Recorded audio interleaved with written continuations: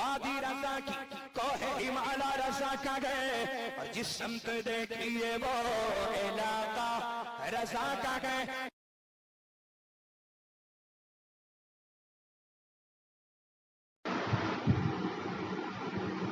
بسم اللہ الرحمن الرحیم نحمده ونصلی ونسلم علی رسولہ الکریم اما بعد فاعوذ باللہ من الشیطان الرجیم بسم اللہ الرحمن الرحیم وَلِتُكْمِلُوا الْعِدَّةَ وَلِتُكَبِّرُوا اللَّهَ عَلَى مَا هَدَاكُمْ صدق اللہ العظیم وبلغنا رسولہ النبی الامین الکریم ونحن على ذلك لمن الشاہدین والشاکرین والحمد للہ رب العالمین۔ معزز سامعین، نوجوان دوستو، عزیز بچوں، معزز ماں اور بہنوں، السلام علیکم ورحمۃ اللہ وبرکاتہ۔ خیمہ شریفی قاضی شہر پریاگراج، بانی دارالعلوم عبدالمدارس و جامعہ دارالسلام آپ سے مخاطب ہوں۔ پروردگار عالم نے ارشاد فرمایا وَلِتُكْمِلُوا الْعِدَّةَ وَلِتُكَبِّرُوا اللَّهَ عَلَى مَا هَدَاكُمْ، روزے کی گنتی پوری کرو، اللہ کی بڑائی بولو کہ اس نے تمہیں ہدایت فرمائی۔ معزز سامعین، آج کی یہ بزم نماز عید اور صدقہ فطر سے متعلق ہے۔ اسی سے متعلق کچھ ضروری گفتگو عرض کرنی ہے، اس امید کے ساتھ کہ پروردگار عالم پہلے ہمیں پھر آپ سبھی کو اس پر عمل کرنے کی توفیق عطا فرمائے۔ حضرت ابن ماجہ نے حضرت ابو حمامہ رضی اللہ تعالیٰ عنہ سے روایت فرمائی، اللہ کے رسول صلی اللہ علیہ وسلم ارشاد فرماتے ہیں جو عیدین کی راتوں میں قیام کرے اس کا دل نہ بھرے گا جس دل لوگوں کے دل مریں گے۔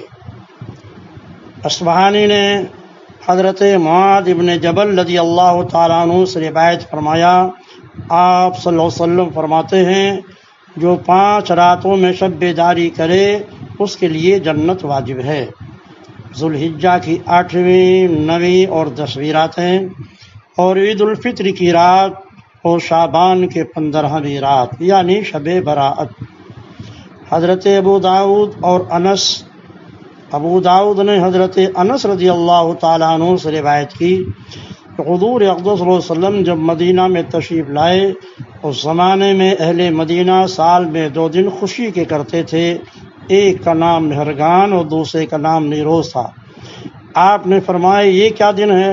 لوگوں نے عرض کی جاہلیت میں ہم ان دونوں میں خوشی کرتے تھے۔ آپ نے فرمایا اللہ تعالیٰ نے اس کے بدلے میں ان سے بہتر 2 دن تمہیں دیے ہیں، ایک عید اضحیٰ اور دوسرا عید الفطر کا دن۔ ترمذی، ابن ماجہ اور دارمی نے حضرت بریدہ رضی اللہ تعالیٰ سے روایت فرمایا کہ حضور صلی اللہ علیہ وسلم نے عید الفطر کے دن کچھ کھا کر نماز کے لیے تشریف لے جاتے اور عید اضحیٰ کو نہ کھاتے جب تک نماز نہ پڑھ لیتے۔ اور بخاری کی روایت حضرت انس رضی اللہ تعالیٰ عنہ سے ہے کہ عید الفطر کے دن تشریف نہ لے جاتے جب تک چند کھجوریں نہ تلاوت فرما لیتے اور وہ کھجوریں طاق ہوتے۔ ترمذی اور دارمی نے حضرت ابو ہریرہ رضی اللہ تعالیٰ عنہ سے روایت کی عید کو ایک راستے سے تشریف لے جاتے اور دوسرے راستے سے واپس ہوتے۔ ابو داؤد ابن ماجہ کی روایت میں ہے کہ ایک مرتبہ عید کے دن بارش ہوئی تو مسجد میں امام النبیین صلی اللہ علیہ وسلم نے نماز عید ادا فرمائی۔ صحیحین میں ابن عباس رضی اللہ تعالیٰ عنہ سے مروی ہے کہ حضور صلی اللہ علیہ وسلم نے عید کی نماز 2 رکعت پڑھی، نہ اس کے قبل نماز پڑھی نہ اس کے بعد۔ صحیح مسلم شریف میں حضرت جابر ابن سمرہ رضی اللہ تعالیٰ عنہ کہتے ہیں میں نے حضور صلی اللہ علیہ وسلم کے ساتھ عید کی نماز پڑھی، 1-2 مرتبہ نہیں بلکہ 12، نہ اذان ہوئی اور نہ ہی اقامت۔ اس لیے معزز سامعین، عیدین کی نماز واجب ہے، مگر سب پر نہیں بلکہ انہی پر جن پر جمعہ واجب ہے۔ اس کی ادا کی بھی وہی شرطیں ہیں جو جمعہ کے لیے ہیں، صرف اتنا فرق ہے کہ جمعہ میں خطبہ شرط ہے، عیدین میں سنت ہے۔ اگر جمعہ میں خطبہ نہ پڑھا تو جمعہ نہ ہوا، اور اس میں نہ پڑھا تو نماز ہو گئی مگر برا کیا۔ دوسرا فرق یہ ہے کہ جمعہ کا خطبہ قبل نماز ہے اور عیدین کا خطبہ بعد نماز۔ اگر پہلے پڑھ لیا تو برا کیا، مگر نماز ہو گئی، لوٹائی نہیں جائے گی، خطبہ کبھی یادہ نہیں۔ اور عیدین میں نہ اذان ہے نہ اقامت، صرف 2 بار اتنا کہنے کی اجازت ہے، الصلاۃ جامعۃ، جیسا کہ عالمگیری در مختار وغیرہ میں ہے۔ بلا وجہ عید کی نماز چھوڑنا گمراہی اور بدعت ہے۔ عزیزان محترم، عید کے دن یہ چیزیں مستحب ہیں، غور سے آپ سماعت فرما لیں۔ نمبر 1 حجامت بنوانا، نمبر 2 ناخن ترشوانا، نمبر 3 غسل کرنا، 4 مسواک کرنا، 5 اچھے کپڑے پہننا، نیا ہو تو نیا ورنہ دھلا، نمبر 6 انگوٹھی پہننا، نمبر 7 خوشبو لگانا، نمبر 8 صبح کی نماز مسجد محلہ میں پڑھنا، نمبر 9 عیدگاہ جلد چلا جانا، نمبر 10 نماز سے پہلے صدقہ فطر ادا کرنا، نمبر 11 عیدگاہ کو پیدل جانا، نمبر 12 دوسرے راستے سے واپس آنا، 13 نماز کو جانے سے پیشتر تن کھجورے کھا لینا، 3 5 7 یا کم و بیش مگر طاق ہوں، کھجورے نہ ہوں تو کوئی میٹھی چیز کھا لے، نماز سے پہلے کچھ نہ کھایا تو گنہگار نہ ہوا، مگر عشاء تک نہ کھایا تو عتاب کیا جائے گا۔ سواری پر جانے میں حرج نہیں، مگر جس کو پیدل جانے پر قدرت ہو اس کے لیے پیدل جانا افضل ہے، اور واپسی میں سواری پر آنے میں حرج نہیں، جیسا کہ جوہرہ اور عالمگیری میں موجود ہے۔ نماز عیدگاہ کو نماز کے لیے جانا سنت ہے، اگرچہ مسجد میں گنجائش اور عیدگاہ میں ممبر بنانے یا ممبر لے جانے میں حرج نہیں، جیسا کہ رد المختار وغیرہ میں موجود ہے۔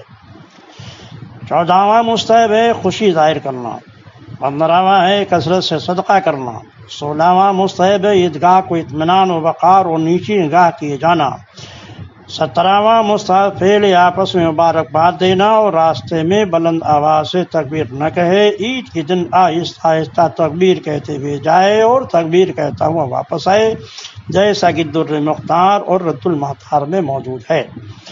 نماز عید سے قبل نفل نماز مطلقاً مکروہ ہے، عیدگاہ میں ہو یا گھر میں، اس پر عید کی نماز واجب ہو یا نہیں، جہاں تک کہ عورت اگر چاش کی نماز گھر میں پڑھنا چاہے تو نماز عید ہو جانے کے بعد پڑھے۔ نماز عید کے بعد عیدگاہ میں نفل پڑھنا مکروہ ہے، گھر میں پڑھ سکتا ہے، بلکہ مستحب ہے کہ 4 رکعتیں پڑھے۔ یہ احکام خواص کے عوام اگر نفل پڑھیں اگرچہ نماز عید سے پہلے، اگرچہ عیدگاہ میں انہیں منع نہ کیا جائے گا، جیسا کہ در مختار اور رد المختار میں یہ مسائل موجود ہیں۔ نماز عید کا وقت بقد ایک نیزہ آفتاب بلند ہونے سے ظہر کبریٰ یعنی نصف النہار شرعی تک ہے، مگر عید الفطر میں دیر کرنا اور عید الاضحیٰ میں جلد پڑھ لینا مستحب ہے۔ سلام پھیرنے کے پہلے زوال ہو گیا ہو تو نماز جاتی رہی، زوال سے مراد نصف النہار شرعی ہے، جیسا کہ میں نے پہلے آپ کو بتایا۔ معزز سامعین، نماز عید کا طریقہ کیا ہے تو آپ اس کو اچھی طرح سمجھ لیں۔ نیت کی میں نے 2 رکعت نماز عید الفطر واجب مع 6 تکبیر زائد کے واسطے اللہ تعالیٰ کے، پیچھے اس امام کے منہ میرا کعبہ شریف کی طرف اللہ اکبر کر کر ہاتھ باندھ لیں، پھر ثنا پڑھیں۔ ثنا پڑھنے کے بعد پھر کانوں تک ہاتھ اٹھائے اور اللہ اکبر کہتا ہوا ہاتھ چھوڑ دے، پھر ہاتھ اٹھائے اور اللہ اکبر کہتا ہوا ہاتھ چھوڑ دے، پھر ہاتھ اٹھائے اور اللہ اکبر کہہ کر ہاتھ باندھ لے، یعنی پہلی تکبیر میں باندھے، اس کے بعد 2 تکبیروں میں ہاتھ لٹکائے، پھر چوتھی تکبیر میں باندھ لے۔ اس کو یوں یاد رکھیے کہ جہاں تکبیر کے بعد کچھ پڑھنا ہے وہاں ہاتھ باندھ لیے جائیں اور جہاں پڑھنا نہیں وہاں ہاتھ چھوڑ دیے جائیں۔ پھر امام اعوذ باللہ اور بسم اللہ آہستہ پڑھ کر جہر کے ساتھ الحمد اور سورت پڑھے، پھر رکوع اور سجدہ کرے۔ دوسری رکعت میں پہلے الحمد اور سورت پڑھے، پھر 3 بار کان تک ہاتھ لے جا کر اللہ اکبر کہے اور ہاتھ نہ باندھے، اور چوتھی بار بغیر ہاتھ اٹھائے اللہ اکبر کہتا ہوا رکوع میں چلا جائے۔ اس سے معلوم ہو گیا کہ عیدین میں زائد تکبیریں 6 ہوئیں، 3 پہلی میں قراءت سے پہلے اور تکبیر تحریمہ کے بعد، اور 3 دوسری میں قراءت کے بعد اور تکبیر رکوع سے پہلے۔ ان 6 تکبیروں میں ہاتھ اٹھائے جائیں گے اور ہر 2 تکبیروں کے درمیان 3 تسبیح کے مقدار سکتہ کرے۔ عیدین میں مستحب یہ ہے کہ پہلے میں سورہ جمعہ، دوسرے میں سورہ منافقون پڑھے، یا پہلے میں سبح اسم ربک الاعلی اور دوسرے میں الحطاک حدیث من النبأ یہ پڑھا جائے۔ امام نے اگر 6 تکبیروں سے زیادہ تکبیریں کہی تو مقتدی بھی امام کی پیروی کرے، مگر 13 سے زیادہ میں امام کی پیروی نہیں ہے، جیسا کہ رد المختار میں یہ مسئلہ موجود ہے۔ معزز سامعین، عید الفطر کے خطبے میں صدقہ فطر کے احکام کی تعلیم کی جائے، اور وہ 5 باتیں یہ ہیں: کس پر واجب ہے، کس کے لیے ہے، کب ہے، کتنا ہے اور کس چیز سے۔ بلکہ مناسب یہ ہے کہ اس سے پہلے جو جمعہ پڑھے اس میں بھی احکام بتا دیے جائیں کہ بیشتر سے لوگ واقف ہو جائیں، اور عید اضحیٰ کے خطبے میں قربانی کے احکام، تکبیرات تشریق کی تعلیم دی جائے، جیسا کہ در مختار، عالمگیر وغیرہ میں موجود ہے۔ معزز سامعین،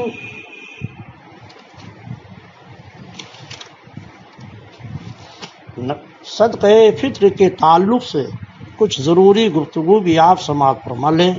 صحیح بخاری، صحیح مسلم میں عبداللہ بن عمر رضی اللہ تعالیٰ عنہ سے مروی ہے کہ رسول اللہ صلی اللہ علیہ وسلم نے زکوٰۃ فطر 1 سا کھجور یا جو غلام، آزاد، مرد و عورت، چھوٹے اور بڑے مسلمانوں پر مقرر کی، اور یہ حکم فرمایا کہ نماز کو جانے سے پیشتر ادا کر دیں۔ ابو داؤد اور نسائی کی روایت میں ہے کہ عبداللہ بن عباس رضی اللہ تعالیٰ عنہما نے آخر رمضان میں فرمایا، اپنے روزے کا صدقہ کرو۔ اس صدقے کو رسول اللہ صلی اللہ علیہ وسلم نے مقرر فرمایا، یعنی 1 سا کھجور یا آدھا سا گیہوں۔ ترمذی شریف میں بروایت عمر بن شعیب اور نبی عن جدہ مروی کہ حضور اقدس صلی اللہ علیہ وسلم نے ایک شخص کو بھیجا کہ مکہ کے گلی کوچوں میں اعلان کر دے کہ صدقہ فطر واجب ہے۔ ابو داؤد، ابن ماجہ، حاکم بن عباس رضی اللہ تعالیٰ عنہما سے راوی کہ رسول اللہ صلی اللہ علیہ وسلم نے زکوٰۃ فطر مقرر فرمائی کہ لغو اور بیہودہ کلام سے روزے کی طہارت ہو جائے اور مساکین کے لیے خورد و نوش کا انتظام ہو جائے۔ اب مسائل بھی آپ سماعت فرما لیں۔ صدقہ فطر واجب ہے، عمر بھر اس کا وقت ہے، یعنی اگر ادا نہ کیا ہو تو اب ادا کر دے۔ ادا نہ کرنے سے ساقط نہ ہوگا، نہ اب ادا کرنا قضا ہے بلکہ اب بھی ادا ہی ہے، اگرچہ مسنون قبل نماز عید ادا کر دینا ہے، جیسا کہ در مختار وغیرہ میں موجود ہے۔ صدقہ فطر شخص پر واجب ہے، مال پر نہیں، لہذا مر گیا تو اس کے مال سے ادا نہیں کیا جائے گا۔ ہاں اگر ورثہ بطور احسان اپنی طرف سے ادا کریں تو ہو سکتا ہے، کچھ ان پر جبر نہیں، اور اگر وصیت کر گیا ہے تو تہائی مال سے ضرور ادا کیا جائے گا، اگرچہ ورثہ اجازت نہ دیں، جیسا کہ جوہر نیرہ وغیرہ میں یہ مسئلہ موجود ہے۔ عید کے دن صبح صادق طلوع ہوتے ہی صدقہ فطر واجب ہوتا ہے، لہذا جو شخص صبح ہونے سے پہلے مر گیا، یا غنی تھا فقیر ہو گیا، یا صبح طلوع ہونے کے بعد کافر مسلمان ہوا، یا بچہ پیدا ہوا، یا فقیر تھا غنی ہو گیا تو واجب نہ ہوا۔ اور اگر صبح طلوع ہونے کے بعد مرا، یا صبح طلوع ہونے سے پہلے کافر مسلمان ہوا، یا بچہ پیدا ہوا، یا فقیر تھا غنی ہو گیا تو واجب ہے۔ صدقہ فطر ہر مسلمان آزاد مالک نصاب پر جس کی نصاب حاجت اصلیہ سے فارغ ہو واجب ہے، اس میں عاقل و بالغ و مال نامی ہونے کی شرط نہیں، جیسا کہ در مختار میں ہے۔ مال نامی اور حاجت اصلیہ آپ اچھی طرح سمجھ چکے ہیں۔ نابالغ یا مجنون اگر مالک نصاب ہے تو ان پر صدقہ فطر واجب ہے، ان کا ولی ان کے مال سے ادا کرے۔ اگر ولی نے ادا نہ کیا اور نابالغ بالغ ہو یا مجنون کا جنون جاتا رہا تو اب یہ خود ادا کریں، اور اگر مالک نصاب نہ تھے اور ولی نے ادا نہ کیا تو بالغ ہونے یا ہوش میں آنے پر ان کی ذمہ ادا کرنا نہیں ہے، جیسا کہ در مختار اور رد المختار میں یہ مسائل موجود ہیں۔ صدقے فطر ادا کرنے کے لیے مال کا باقی رہنا بھی شرط نہیں ہے، ماں کی ہلاک ہو جانے کے بعد بھی صدقہ واجب رہے گا، ساقط نہ ہوگا، بخلاف زکوٰۃ اور عشر کی دونوں مال کے ہلاک ہو جانے سے ساقط ہو جاتے ہیں۔ مرد مال کے نصاب پر اپنی طرف سے اور اپنے چھوٹے بچہ کی طرف سے صدقہ فطر کا ادا کرنا واجب ہے، جبکہ بچہ خود مال کے نصاب نہ ہو، ورنہ اس کا صدقہ اسی کے مال سے ادا کیا جائے۔ مجنون اولاد اگرچہ بالغ ہو جبکہ غنی نہ ہو تو اس کا صدقہ اس کے باپ پر واجب ہے، اور غنی ہو تو خود اس کے مال سے ادا کیا جائے۔ جنون خواہ اصلی ہو یعنی اسی حالت میں بالغ ہوا یا بعد کو عارض ہوا، دونوں کا ایک حکم ہے۔ صدقہ فطر واجب ہونے کے لیے روزہ بھی رکھنا شرط نہیں ہے، اگر کسی عذر، سفر، مرض، بڑھاپے کی وجہ سے یا معاذ اللہ بلا عذر روزہ نہ رکھا، جب بھی صدقہ فطر کا ادا کرنا واجب ہے، جیسا کہ رد المختار میں یہ مسئلہ موجود ہے۔ نابالغ لڑکی جو اس قابل ہے کہ شوہر کی خدمت کر سکے، اس کا نکاح کر دیا اور شوہر کے یہاں اسے بھیج دیا، تو کسی پر اس کی طرف سے صدقہ واجب نہیں، نہ شوہر پر نہ باپ پر۔ اور اگر قابل خدمت نہیں یا شوہر کے یہاں اسے بھیجا نہیں تو بدستور باپ پر ہے۔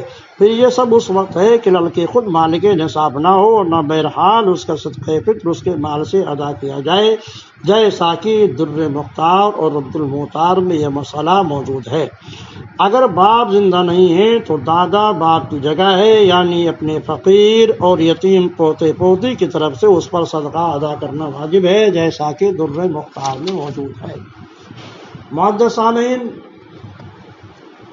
اپنی عورت اولاد عاقل بالغ کا فطرہ اس کے ذمہ نہیں، اگرچہ اپائج ہو، اگرچہ اس کے نفقات اس کے ذمے ہوں، جیسا کہ در مختار وغیرہ میں ہے۔ یہ مسئلہ غور سے آپ سن لیں، عورت یعنی بیوی یا بالغ اولاد کا فطرہ ان کے بغیر اذن کے ادا کر دیا تو ادا ہو جائے گا، بشرطی کہ اولاد اس کے عیال میں ہو، یعنی اس کا نفقہ وغیرہ اس کے ذمے ہو، ورنہ اولاد کی طرف سے بغیر اجازت کے صدقہ فطر ادا نہ ہوگا۔ عورت نے اگر شوہر کا فطرہ بغیر حکم ادا کر دیا تو ادا نہ ہوا، جیسا کہ عالمگیری، رد المختار وغیرہ میں یہ مسئلہ موجود ہے۔ ماں باپ، دادا دادی، نابالغ بھائی اور دیگر رشتہ داروں کا فطرہ اس کے ذمہ نہیں اور بغیر حکم ادا بھی نہیں کر سکتا، جیسا کہ عالمگیری جو ہے نہیرہ میں یہ مسائل موجود ہیں۔ پروردگار عالم آپ حضرات کو عیدگاہ جانے سے پہلے عید الفطر کے ادا کرنے کی توفیق بخشے، آمین۔ معزز سامعین، اب عید کے تعلق سے بھی کچھ باتیں آپ سماعت فرما لیں۔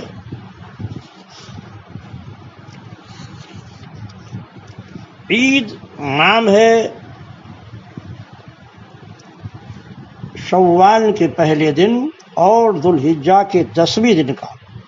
ان دنوں کو عید اس لیے کہتے ہیں کہ اس میں لوگ اطاعت الہی یعنی ماہ رمضان کے فرض روزے اور حج سے فارغ ہوئے اور اطاعت رسول کی طرف لوٹ آئے، یا انہوں نے شوال کے 6 روزے رکھے اور حضور صلی اللہ علیہ وسلم کی زیارت کی تیاری کی، یا انہیں عید اس لیے کہا جاتا ہے کہ یہ دن ہر سال لوٹ آتے ہیں، یا اس لیے کہ اس میں اللہ تعالیٰ بار بار فضل و کرم کرتا ہے، یا اس لیے کہ ان کے آنے سے خوشیاں لوٹ آتی ہیں۔ بہرحال تمام توجیحات میں عود جس کے معنی لوٹنا ہے پایا جاتا ہے۔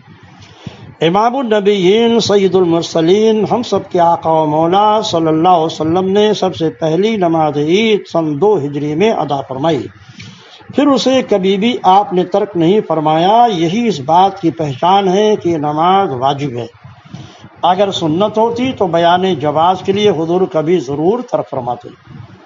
حضرت ابو ہریرہ رضی اللہ تعالیٰ عنہ سے مروی ہے کہ اپنے عیدوں کو تکبیروں سے زینت بخشو۔ حضور صلی اللہ علیہ وسلم فرماتے ہیں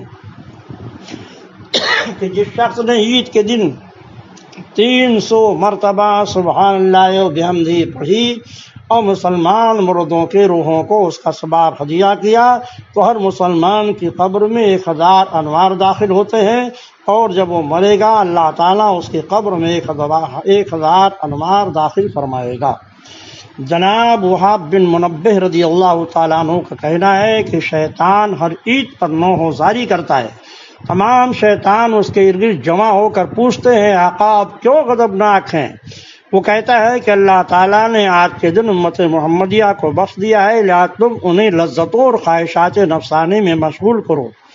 جناب وہاب بن منبہ رضی اللہ تعالیٰ سے یہ مروی ہے کہ اللہ تعالیٰ نے عید الفطر کی جنت کو پیدا فرمایا. درخت طوبہ عید الفطر کے دن بویا. حضرت جبریل کا وحی کے لیے عید الفطر کے دن انتخاب فرمایا. ایک قول کے اعتبار سے فرعون کے جادوگروں کی توبہ بھی اللہ تعالیٰ نے عید الفطر کے دن قبول فرمائی. فرمان نبوی ہے کہ جس نے عید کی رات طلب ثواب کے لیے قیام کیا اس کا دل اس دن نہیں مرے گا جس دن تمام دل مر جائیں گے. حضرت سیدنا عمر رضی اللہ تعالیٰ عنہ نے عید کے دن اپنے بیٹے کو پرانی قمیض پہنے دیکھا تو رو پڑے. بیٹے نے کہا ابا جان آپ کس لیے روتے ہیں؟ آپ نے فرمایا بیٹے مجھے اندیشہ ہے کہ آج عید کے دن جب لڑکے تجھے اس پھٹے پرانے قمیض میں دیکھیں گے تو تیرا دل ٹوٹ جائے گا. بیٹے نے جواب دیا دل تو اس کا ٹوٹے جو رضا الہی کو نہ پا سکا یا اس نے ماں یا باپ کی نافرمانی کی ہو، اور مجھے امید ہے کہ آپ کی رضامندی کی طفیل اللہ تعالیٰ بھی مجھ سے راضی ہوگا. یہ سن کر حضرت عمر رضی اللہ تعالیٰ رو پڑے، بلے بیٹے کو گلے لگایا اور اس کے لیے آپ نے دعائیں فرمائیں.